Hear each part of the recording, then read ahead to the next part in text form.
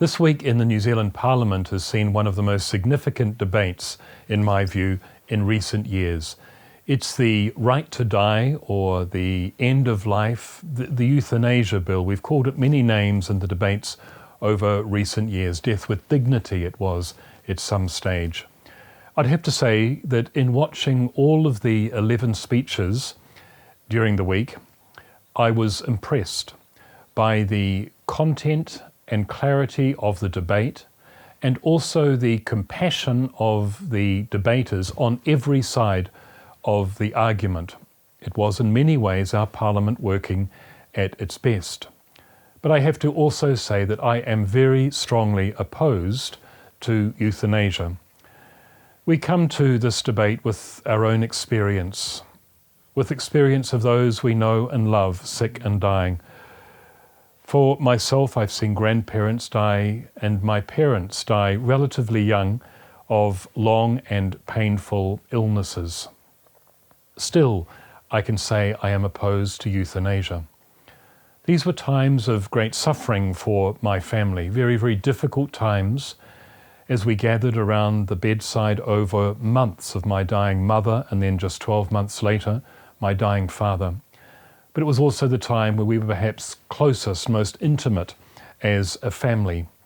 We were together because we loved. We were living love. It's probably important to note too that whereas the Christian church is seen as one of the strongest opponents of euthanasia, we don't really do ourselves a lot of favours when it comes to the debate. We tend to reduce the debate to a particular stand which we then promote and make it our one major stand. We've done this in many debates over many years, and in so doing, we reduce the full beauty of our Christian, let me be even more specific, our Catholic faith, to doctrine, to rules, to stands and issues, when it's really about relationship. Our faith, our Christian, our Catholic faith is about relationship. We forget that when we make the things that are important but secondary, primary.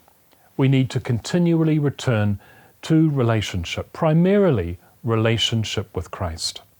And one of the things that we learn from the Gospels and in our own personal relationship with Christ is that suffering is not an obstacle to life. Even when the suffering is acute and very painful, this is not an obstacle to relationship with Christ. It's the pathway to deeper relationship. We get a taste of this in our human relationships. As I mentioned, in my own family, a time of suffering around the deathbed of the one we love becomes the place where we are most family, where we are most loving. I want to say also too that I believe that the real issue is not about end to life. It's not about the right to die. We find it quite easy to come up with ways, legitimately and justifiably in the opinion of some, to die. We've always done this. To simply shoot people that we found difficult many centuries ago was fine if they were on the opposing side of the battle or the argument. And in many different ways, we focus on death. But human existence is really about life.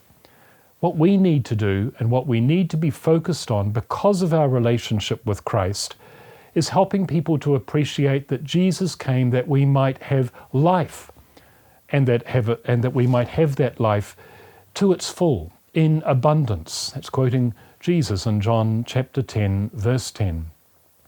Our relationship with Christ is about life, and the suffering that we experience, which is an inevitable part of life on earth, is not an obstacle to relationship with Jesus, and it's not an obstacle to our relationship with each other. As we debate this issue and as it goes to the select committee and to referendum, let's really focus on the heart of the issue. Before we consider forms of death, let's at least try to help people to live, because that's what Jesus came for. Again, I have come, said Jesus, that you might have life and have it in abundance.